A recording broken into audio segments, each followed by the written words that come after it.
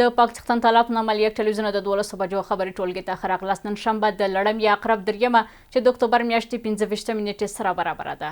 په پیل کې د مهمو خبرونو سرټکی.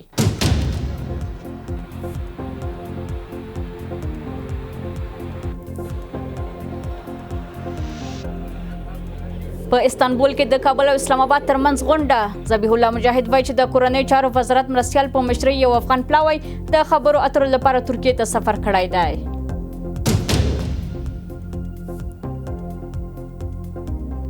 په هند کې د داعش د 2 غړو نیول کېدل. پولیس وایي چې د داعش ډلې 2 غړي نیولې چې غوښتل یې په ګڼ میشتو سیمو کې ترهګریز بریدونه ترسره کړي.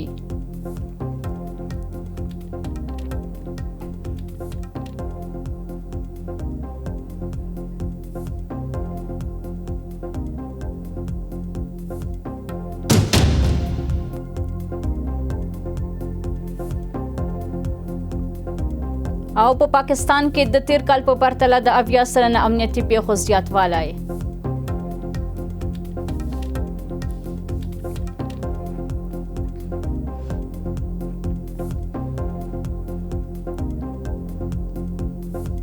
په پیل کې هم پام وکړئ یو تازه خبر ده.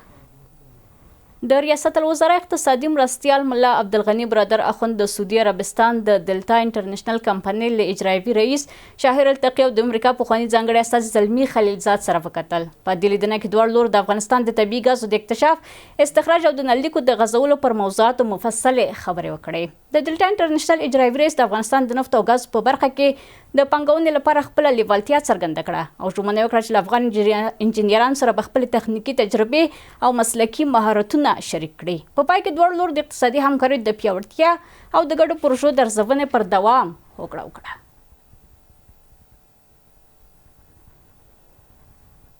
د افغانستان اسلامي امارت د ریاست الوزرا اقتصادي مرستیال محترم عبدالغني برادر اخوند د سعودي عربستان د دلتا انټرنیشنل کمپنۍ له اجرایوي رئیس ښاغلي شاهر التقی سره داسې مهال چې د امریکا پخواني ځانګړي استازي زلمي خلیلزاد هم حضور درلود وکتل.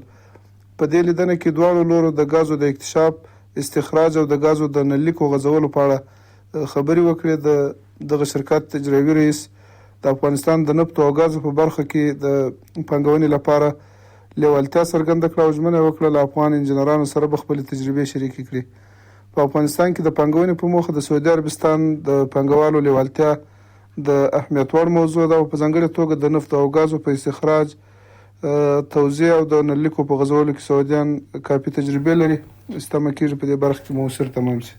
د اسلامي امارت ویان ذبیح الله مجاهد په خپل ایکس پاڼه کې لیکلي چې د کورنیو چارو وزارت مرستیال حاجي نجیب په مشرۍ یو افغان پلاوی د خبرو اترو لپاره ترکیه ته سفر کړی دی. د مجاهد پر وینا دا ناسته د دوحې هوکړې د تعقیب په موخه ترسره کیږي او د پاتې موضوعاتو پر سر به بحث وشي. ټاکل شوی چې دواړه لوري د څار او نظارت د میکانیزم پر جوړولو یو د بل ملي حاکمیت ته د درناوي په پاکستان کې د امنیتي ستونزو د اصلي عواملو په درک، سوداګریزو چارو د خنډونو پر لرې کولو او د کډوالو د جبري اخراج د مخنیوي په اړه خبره اترې وکړي. دا خبره اترې د قطر له ناستې وروسته دویم پړاو بلل کیږي چې په هغه ناسته کې دواړو لورو د اوربند پر دوام سلا کړې وه. تمه ده چې نننۍ غونډه به د افغان او پاکستاني لورو ترمنځ د همکارۍ په پیاوړتیا او د شته اختلافاتو په حل کې مرسته وکړي. د هند د پلازمینې نوي ډیلي پولیسو ویلي چې د داعش ډلې 2 غړي نیولې. چارواکو ویلي نیول شوي کسان د ښار په ګڼ میشتو سیمو کې د ترهګریزو بریدونو د ترسره کولو پلان درلود. پولیسو د محمد عدنان مشهور په ابو محرب او ابو محمد په نوم 2 کسان نیولې چې د هند د اترا پردیش او مدي پردیش ایالتونو اوسیدونکي دي.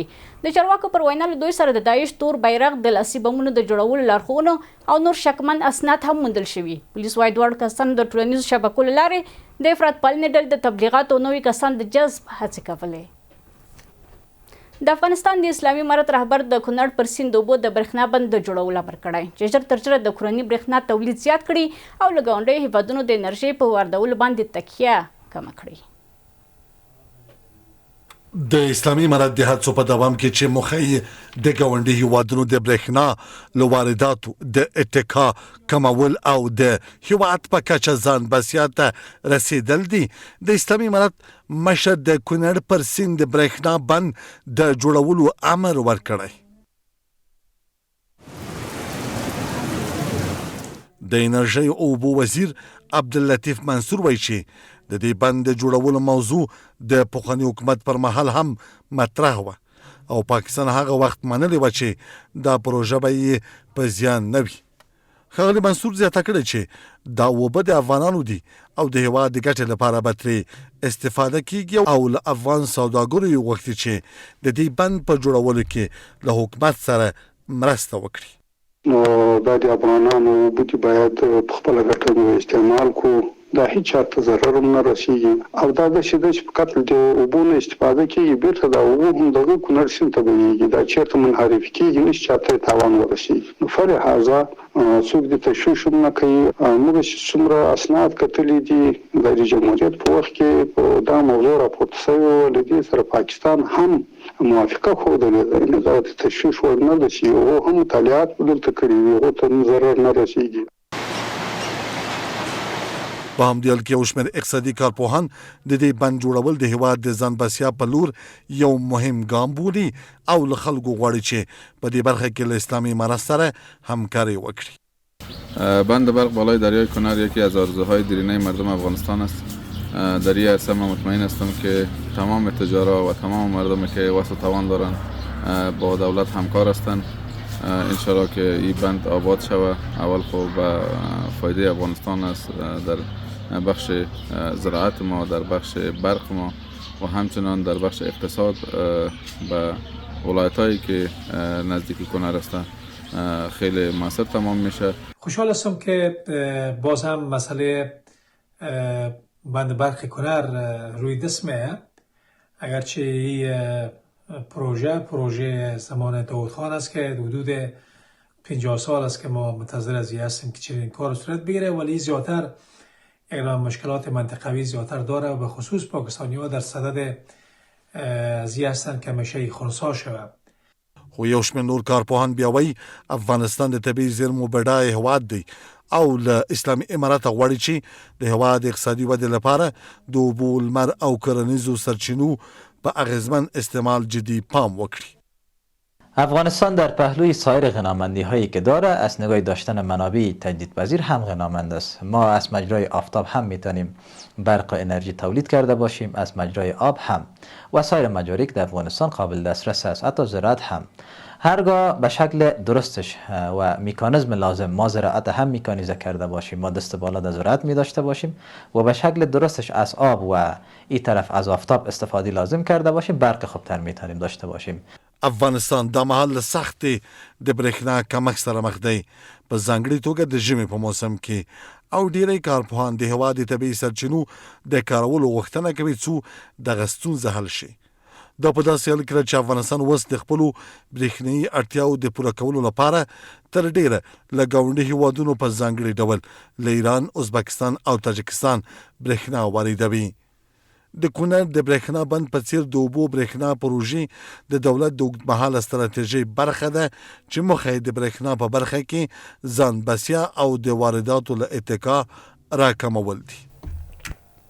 د ملګرو ملتونو د اتیایمې کلیزې په مناسبت د هند د بهرنیو چارو وزیر پرته له دې چې د کوم هیواد نوم واخلي ویلي دي چې د امنیت شورا یو له ځواکمنو هیوادونو د ترهګرو ډلو ملاتړ کوي. ښاغلي جي شنکر د پهلګام برید ته په اشارې سره ویلي چې د سازمان دوامدار اغېزمن فعالیت په داسې حال کې چې ځینې هیوادونه یې په ښکاره ډول په چارو کې لاسوهنه کوي یوه لویه ننګونه بلل کیږي. په ورته وخت کې په افغانستان کې د ملګرو ملتونو د مرستې ماموریت دفتر خبرداری ورکړی چې افغانستان په نړۍ کې یو له سختو بشري بحرانونو سره مخ دی. ویشتمه د ملګرو ملتونو د جوړېدو له ورځې سره برابره ده.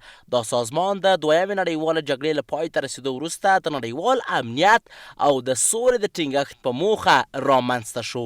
د هند بهرنیو چارو وزیر جي شنکر د دې ورځې د لمانځنې په مناسبت په خپله وینا کې ویلي چې د ملګرو ملتونو د فعالیتونو دوام او موثریت د ځینو هیوادونو د ښکاره لاسوهنو له امله له جدي ننګونو سره مخ دی. نوموړي د پهلګام تروریستي برید ته په اشارې سره بې له دې چې د کوم هیواد نوم واخلي زیاته کړې چې د دې سازمان د ترهګرۍ ضد هڅې محدودې پاتې دي، په ځانګړي ډول هغه مهال چې یو له دایمي غړو هیوادونو څخه د ترهګرو ډلو ملاتړ کوي. په همدې حال کې د ملګرو ملتونو د مرستندویو دفتر یونما په یوه اعلامیه کې په افغانستان کې بشري وضعیت د لا خرابېدو خبرداری ورکړی دی. دغه دفتر یو ځل بیا د سولې، بشري حقونو او دوامداره پرمختګ پر ملاتړ ټینګار کړی او له نړیوالې ټولنې غوښتي چې له افغان ولس سره مرسته وکړي. د ملګرو ملتونو عمومي منشي انتونیو ګوتریش هم د دې ورځې په مناسبت ویلي چې ملګري ملتونه تل د دایمي سولې، د بشري حقونو د ترویج او فقر او لوږې پر ضد د مبارزې لپاره هڅې کوي. مالی محدودیتونه هم د اندېښنې نوې سرچینه ګرځېدلې ده. د ملګرو ملتونو بقا اوس له لویو نړیوالو ننګونو څخه شمیرل کیږي. کله چې د دې سازمان یو دایمي غړی له هغه سازمانونو ملاتړ کوي چې د القاعدې په څیر وحشانه بریدونه ترسره کوي، نو که قربانیان او عاملین د ترهګر په نړیوالې تګلارې کې په یوه کتار کې ودرول شي، نړۍ به تر کومه د بې باورۍ او بدګمانۍ ښکار نشي. او که د سولې او نړیوال امنیت ساتنه یوازې په شعارونو محدوده شي، د نړۍ د اقتصادي او ټولنیز پرمختګ وضعیت به لا هم اندېښمن وي. هرچند در اوایل سازمان ملل در اقصا از نقاط جهان دارای دستاوردهایی بود، ولی متاسفانه در سالیان آخر کارکردهای سازمان ملل رنگ آنچنان به کامیابی نداشته و در عملیه های خود خصوصا در قسمت صلح، حقوق بشر و توسعه پایدار ناکام بوده. جنگ اسرائیل و حمله و تجاوز اسرائیل بر فلسطین، کشتار غیر نظامیان، تلف شدن و زیر پا شدن حقوق بشر ایره به وضاحت به اثبات میرسانه. در پیوند بر افغانستان هم آنچنان کاری که باید در قسمت حقوق بشر، توسعه پایدار باید صورت میگرفت، متاسفانه صورت نگرفته. وس د هر وخت په پرتله نړۍ دې ته اړتیا لري چې د ګډ هوډ او ژمنتیا له لارې هغه ستونزې حل کړي چې هیڅ هیواد یې په یوازیتوب سره د حل توان نه لري. بنان جامعه جهانی در پهلوی کمک هایی که از چندین دهه در افغانستان فعالیت دارند بهتر است که بیشتر تمرکز سر قسمت های بنیادی و رشد اقتصاد بنیادی کشور بیشتر سرمایه گذاری کنند. ملګري ملتونه چې د نړۍ له سترو پیاوړو سازمانونو څخه دی، د 1945 کال د اکتوبر په 24مه د 51 غړو هیوادونو په ګډون خپلې چارې پیل کړې. دا سازمان 6 اصلي ارګانونه لري چې د امنیت شورای تر ټولو ځواکمنه اداره ګڼل کیږي. افغانستان هم د محمد ظاهر شاه د واکمنۍ پر مهال د ملګري ملتونو غړی شو. اوس چې ملګري ملتونو 8 لسیزه پوره کوي، لا هم د نړۍ ډیری وګړي د دې سازمان د هغو ژمنو د پلي کېدو تمه لري چې موخه یې د دایمي سوله، عدالت او برابرۍ رامنځته کول دي. د ډیپلوماټ مجلې په تازه مقاله کې ویل شوي چې په 2025 کال کې په پاکستان کې د امنیتي پیښو کچه له تیر کال په پرتله شاوخوا 80% زیاته شوې ده او درې ډلې د تحریک طالبان پاکستان یا ټي ټي پي، بلوچ بلتون پالانو او داعش خراسان څانګې په دې کې تر ټولو لوی ګواښ ګڼل کیږي. مقاله زیاتوي چې د دریو ډلو بریدونو زیاتوالی د مرکزي او ایالتي حکومتونو او سیاسي ګوندونو ترمنځ اړیکې نورې هم پیچلې کړي او دا وضعیت پاکستان ته جدي ستونزې او د سیمې ثبات ته ګواښ رامنځته کوي. د امریکا د متحده ایالاتو ولسمشر ډونالډ ټرمپ ویلي که څه هم د اسیا د راتلونکي اونۍ د سفر پر مهال د شمالي کوریا له مشر کیم جونګ اون سره د لیدنې رسمي پلان نه لري، خو که فرصت وموند ورسره به وګوري. ټرمپ زیاته کړې چې له کیم جونګ اون سره یې ښې اړیکې جوړې کړې دي او په وینا یې که دواړو ته موقع برابره شي د لیدنې هرکلی به وکړي. ټاکل شوی چې ټرمپ راتلونکي اونۍ مالیزیا ته د یوې نړیوالې غونډې د ګډون لپاره خپل آسیایي سفر پیل کړي او د سفر پر مهال به د چین له ولسمشر سره هم وګوري. له تاسو خبرو ټولو همکارانو په مننه سره زموږ د 12 بجو خبري ټولګه پر همدې ځای پای ته رسیږي. تر بیا ښه وخت لرئ.